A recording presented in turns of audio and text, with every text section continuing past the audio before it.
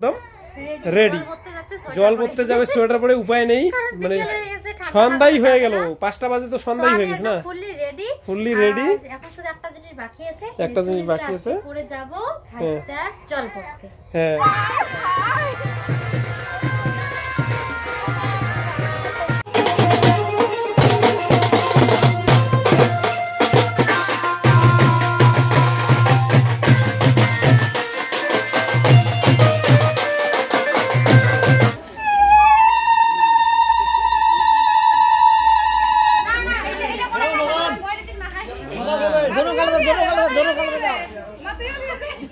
শুভ সকাল বন্ধুরা, নন্দিনা ব্লগস শুনে সকলকে আমার এই ছোট্ট একটি গ্রামের ছোট্ট একটি পরিবারে অনেক অনেক স্বাগত আর ভালোবাসা জানিয়ে আর আজকে নতুন একটা ব্লগ শুরু করলাম।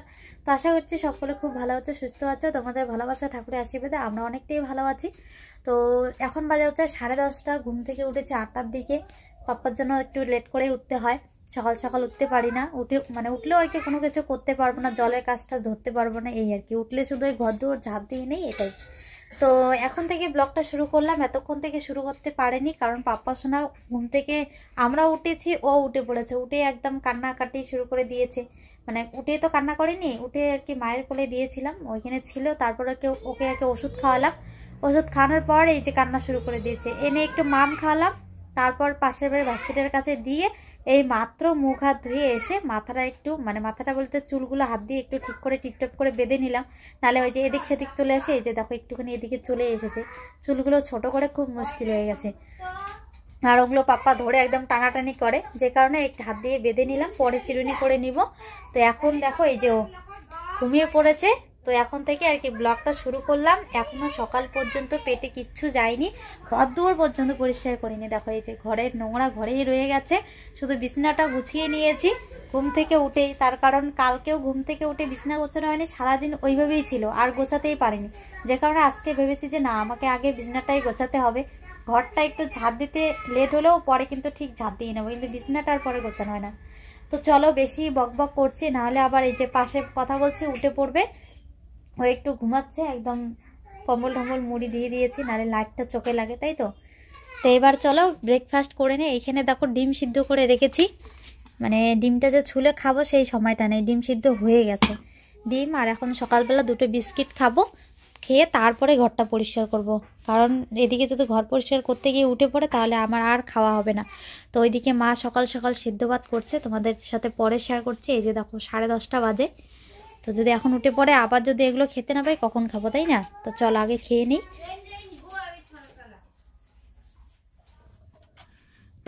তো ডিমটাও দেখো ছোলা হয়নি, তো চলো ডিমের খোসাগুলো ছাড়িয়ে নিই। আর এখানে কিন্তু আমি 2টো ডিম আর কি সেদ্ধ করেছি। তো প্রত্যেকদিন সকালবেলা তোমাদের দাদাভাই আমাকে মানে ডিম সিদ্ধ খেতে বলে। তো এখন মুখে এতটাই রুচি হয়েছে, একটা করে ডিম খেয়ে আর পোষাচ্ছে না, মানে কীরকম যেন লাগে, মনে হয় যে আরও খাই। তো যে কারণে 2টো করে ডিম সিদ্ধ করি। তো এটা আমার প্রত্যেক দিনের সকালবেলা আর কি ব্রেকফাস্ট বলতে পারো, মানে 2টো করে ডিম সিদ্ধ আর সাথে 2টো করে বিস্কিট। আর আজকে বিস্কিটগুলো দেখো মানে হেভি টেস্ট, মানে কি বলবো, দেখো উপরে একটা কি সুন্দর, মানে একটু একটু বাদামের গুঁড়ি আর কি দিয়েছে, যে কারণে বিস্কিটগুলো খেতে কিন্তু হেভি টেস্ট লাগছিল। মানে এর আগে কিন্তু এই বিস্কিটটা নিয়ে আসেনি, তোমাদের দাদাভাই প্রথম আর কি এনেছে এইবার। ও মানে যেদিন আর কি এই বিস্কিটগুলো নিয়ে আসে প্রত্যেকবারে আর কি চেঞ্জ করে নিয়ে আসে। তো এইবারের বিস্কিটগুলো সত্যি খুব সুন্দর ছিল, খেয়ে খুব ভালো লাগলো। তো খেয়ে ঠেয়ে এদিকে দেখো আমি ঘরটা ঝাড় দিয়ে নিচ্ছি। আর এদিকে তো বারান্দার মধ্যে ধান এখনও রয়েছে, ধানগুলো যে কোথায় রাখবো এখনও সেরকম ব্যবস্থাই করা হয়নি, কোথায় রাখবো না রাখবো। তো থাক এখানে আপাতত কয়েকদিন, তাই না? তো যে কারণে ঘর ঝাড় দেওয়াটা আমার আর কি তাড়াতাড়ি হয়ে যায়, ওই দিকটা ঝাড় দিতে হয় না। আর মার ঘর মা সকালবেলা ঝাড় দিয়ে নিয়েছে। তো এদিকে দেখো মা আবার সকাল সকাল সেদ্ধ ভাতও বানিয়েছে, শুধু কিছু না বলে ভাতে আলু সিদ্ধ দিয়েছে, সিম সিদ্ধ আর বেগুন পোড়া দিয়েছে। তো এই সব কিছু আর কি একসাথে মেখে নিয়েছে। তোমাদের দাদাভাই টিউশন থেকে এসে আর কি ও মানে ওই সেদ্ধটা মাখলো, মেখে এদিকে খাওয়া স্টার্ট করে দিয়েছে। তো ও খাচ্ছে, আর মা আমার ভাত এখানে দিয়ে আবার থালা দিয়ে ঢেকে রেখেছে। তো একটু মারমার করেছে ভাতগুলো, চলো তাড়াতাড়ি করে খেয়ে নিই, নাহলে ঠান্ডা হয়ে গেলে পরে আর ভালো লাগবে না। তবু তো আমারগুলো একটু ঠান্ডাই হয়ে গেছে, তোমাদের দাদাভাই গরম গরম খেলো। তো বন্ধুরা স্নান করে ডাইরেক্ট এদিকে রান্না বসিয়েছি। তো খুবই একদম তাড়াহুড়ো রান্না, তার কারণ আজকে এক দেওয়ারের বিয়ে আছে, ওইখান থেকে ফোন করতেছে যেতে হবে। ও ভাজতে ভাজতে সরি ভুলে গেছি, ভাজতের বিয়ে। তো ওইখান থেকে বারবার ফোন করতেছে জল ভরতে যেতে হবে, যে কারণে এদিকে তাড়াতাড়ি করে রান্না বসিয়েছি, শর্টকাট রান্না। তো চলো কি কি রান্না করলাম তোমাদের একবার দেখাই। পাপ্পা ওইদিকে এই যে মার কোলে, তোমাদের দাদাভাই এখন খাবে, ওর কোলে আর কি ছিল এতক্ষণ। তো এইদিকে আমার দেখো সবজি এখনো কড়াই টকবক করছে। তো এইদিকে রান্না করছে হচ্ছে ডিমের ঝোল, একদম ভাতে আলু সিদ্ধ দিয়েছি শর্টকাট তাড়াহুড়ো করে, আলু বের করে আলু মেখে আর কি ওই আলু দিয়ে আর কি ডিমের ঝোল করেছি। আর এইদিকে করেছি একটা ভাজি, সেটা হচ্ছে সিম আর ফুলকপি একটুখানি ছিল, ওই ফুলকপিগুলো দিয়ে সিম ফুলকপি ভাজা করেছি। তো এদিকে দেখো ভাত বেরো রেডি করে নিয়েছি, ভাতের থালায় বাটি দিয়ে রাখছি আর কি ডিমের ঝোল দিব বলে। আর ডিমের ঝোলটা এখনো হয়নি আর কি, এখনো আর কি ফুটছে। তো মা তোমাদের দাদাভাইয়ের জন্য ভাত বাড়লাম, তো এক এক করে খেতে হবে। পাপ্পা উঠে পড়েছে, ও তো ঘুমিয়েছিল। তো সবজিটা আমার দেখো হয়ে গেছে, চলো নামিয়ে নেই, ওকে দিয়ে তারপরে তোমাদের সাথে আবার কথা হচ্ছে কেমন। তো এইভাবেই আজকে হাতা দিয়ে নামিয়ে নিচ্ছি তরকারিগুলো, কারণ ওই শিল্পাটার মধ্যে বালু টলু ওঠে, একবারে ঢেলে ঢেলে একদম সব কিছু ওইখানে চলে আসে। আর এইভাবে করলে আর কি নিচেই পড়ে যায় বালুগুলো। ঝোলটা বুঝি একটু বেশি শুকিয়ে গেল নাকি। গরম গরম ভাত ঝোল। আর ম্যাডাম যাবে আজকে জল ভরতে, তার জন্য মুখে হাসি একদম দেখো। ও হো হো, এই যে বসে পড়ি খাওয়াতে, আমি আগে ফটাফট খেয়ে নিই, তারপরে মা খাবে। তো চলো তুমি সবগুলো বেড়ে নাও, আমার খাইতে 2 মিনিট 3 মিনিটে খাওয়া শেষ। মাসি হয়েছে, সবকিছু বেড়ে নেবো মানে তোমাদের জন্য বেড়ে নাও। ও ঠিক আছে, তাহলে কি আমি আগে খাবো তারপর মা খাবে? আমি খাইয়া নিতেছি রে বাপ্পাকে, তারপর দুজনেই খাবো না। তো কি তোমাদের সাথে যে একটু রান্না বান্না শেয়ার করব, সেই সময়টুকু আমাদের নেই। প্রত্যেকটা দিন কিভাবে যে কাটছে মানে একদম ভেবেই পাগল হয়ে যাচ্ছি, কখন কোন কাজ করে ফেলছে কোনো ঠিক নেই। তো এদিকে স্নান করে তাড়াহুড়ো করে রান্না বসিয়েছি, কারণ পাপ্পার শরীরটা খারাপ হওয়ার পর থেকেই মানে একদমই ঘুমায় না বলতে পারো আর কি। কোলে একটুখানি ঘুমায়, যেই শুয়ে রেখে অমনি আবার উঠে পড়ে, যে কারণে আমাদের কাজগুলো একদম পুরো এলোমেলো হয়ে যাচ্ছে। কারণ ওকে নিয়েই থাকতে হয়, ওকে নিয়েই সময় চলে যায়, কাজ আর কোনো কিছু ঠিকভাবে করা হচ্ছে না, যে কারণে এই যে এরকম কাজের একদম এলোমেলো, ব্লগও দিতে পারছি না, কোনো কিছু করতেও পারছি না, একদম মাথা নষ্ট। তো এদিকে দেখো মাছির যে এত উৎপাদ হয়েছে মানে কি বলবো, এই যে দেখো খাচ্ছে, এখানে টেবিলে কত মাছি বসছে, মানে ফিনাইল দিয়ে মোছা হয় তারপরেও মানে যায় না। ওই ফিনাইলটা দিয়ে মনে হয় যাবে না, বুঝছো। ঘরটা ওর মা মুছছিল কালকে দেওয়া হয়নি, আমি ঘর লেপিলে তো ফিনাইল দিয়ে আর কি ঘর লেপি। তো চলো এদিকে মার জন্য ভাত বাড়লাম, মা তো খাবে না, তা আমি খেয়ে নিই, খেয়ে নিল তো একটু আঘাত, বলো খাবো গো আমি, মার জন্য তো বাড়াই আছে, সাজানোই আছে, আমি বাইরে খাইনি তাই না, তাহলে আমি এদিকে তাড়াতাড়ি করে রেডি হতে পারবো। আর এদিকে ধরো নাও কি জন্য বলে, বিকেল তো হয়েই গেছে, ওরা তো মনে হয় যে এখনই বেরিয়ে যাবে জল ভরতে, কারণ সন্ধ্যার আগে আগে ফিরে আসতে হবে, পাপ্পাকে নিয়ে তো আর আমি অতক্ষণ ঘুরতেও পারবো না, এই হচ্ছে ব্যাপার। তো চলো খেয়ে নিই আগে। অনেকক্ষণ ধরে খুব তাড়াহুড়ো চলছে, মানে কি বলবো আর, মানে একটা মানে সোনা পাপ্পার জন্য ভীষণ আনন্দ, সেরকম মানে আনন্দের মাঝখানে আবার অনেক ব্যাঘাত হচ্ছে। পাপ্পার সঙ্গে খুব সুন্দর সময় কাটে, কিন্তু এদিকে অনেক কাজ ডিউ পড়ে যায়। তো চলো একবার দেখে নাও পাপ্পা কি করছে। এই যে পাপ্পা সোনাকে রেডি করে দিয়েছে ওর মা, এখন এই যে ও একদম ওঠার জন্য অস্থির হয়ে গেছে। তুমি চুপ করে থাকতে পারছো না। আর এইদিকে নন্দিনাও কিন্তু একদম রেডি, জল ভরতে যাবে সোয়েটার পরে, উপায় নেই, মানে সন্ধ্যাই হয়ে গেল, 5টা বাজে তো সন্ধ্যাই হয়ে গেছে না, ফুললি রেডি। এখন শুধু একটা জিনিস বাকি আছে, পরে যাব ভাইস্তার জল পড়তে। তো এগুলো আর কি পড়া হয়নি, একা একা পড়তে পারি না, ভাবছি তোমাদের দাদা ভাইকে মানে ও আর কি একটু ঢুকিয়ে দিবে। তুমি এগুলো আমাকে ঢুকিয়ে দাও, একদম সোনা সোনা পড়ে যাচ্ছে, কানের সোনা, গলার সোনা, হাতের সোনা, এখন আর কোনো কিছু বাকি নেই, আগে এই জিনিসটা আর কি একটু বাকি বাকি ফিলিংসটা। তো চলো ঠিক আছে, তো এখন আর একদম দেরি করি না, ফটাফট তোমাদের দিদিভাইকে পড়িয়ে নিয়ে যাই। মানে বরের বাড়ি থেকে কিন্তু জল পড়তে বেরিয়ে গেছে, অনেকক্ষণ হয়ে গেল, আধা ঘন্টা হয়েই গেল। দাও দেখো দেখো দেখো দেখো, এই যে পাপ্পা টুপি কোথায়, টুপি টুপি টুপি, পাপ্পা টুপি কোথায় রেখেছো, তুমি টুপি কোথায় রেখেছো দিষ্টু।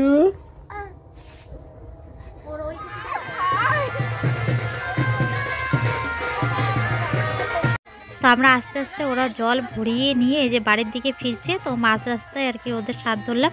তো এই যে পাপ্পা আবার এসে ওর বমের কোলে চলে গেল, এবার চলো আমরা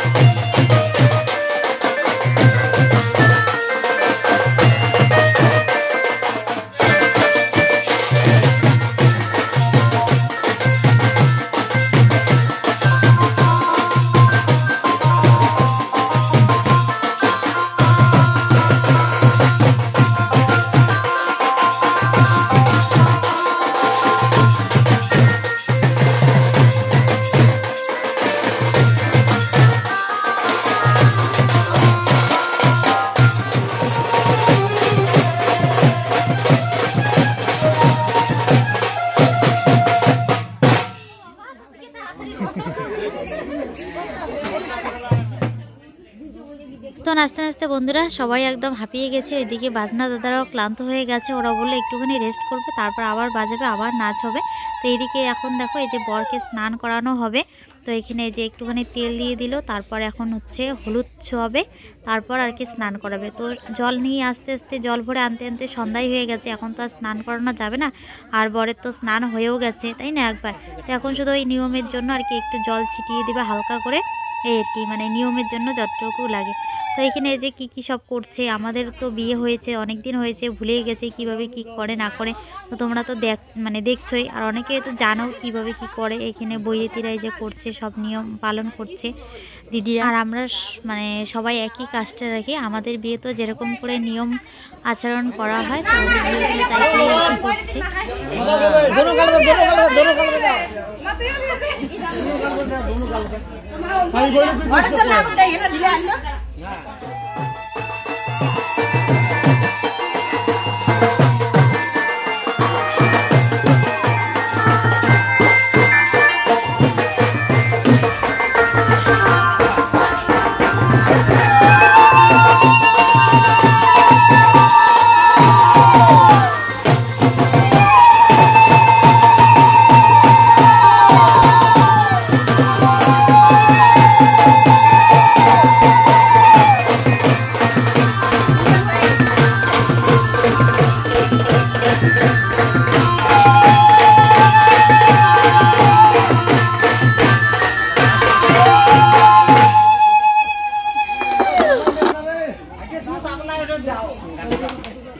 তো এবার বরকে ঘরে নিয়ে যাওয়া হবে। আর এই জায়গাটা জানো তো দারুণ লাগে। এই জায়গাটা হচ্ছে বরের জামাইবাবুদের পরীক্ষা। এখানে অনেকেই ধরনের একটু চেরাই বেড়ায় যদি বড় থাকে, অনেক জামাইবাবু আছে জানো তো, তুলতেই পারে না।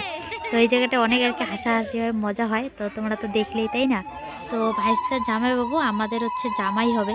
তো জামাইকেও কিন্তু দেখতে অনেকটা পাতলা পুতলা চেয়ার। আমি তো ভাবলাম যে তুলতেই হয়তো পারবে না, তো দেখলাম যে না, শক্তি আছে, বেশ তুলে নিল।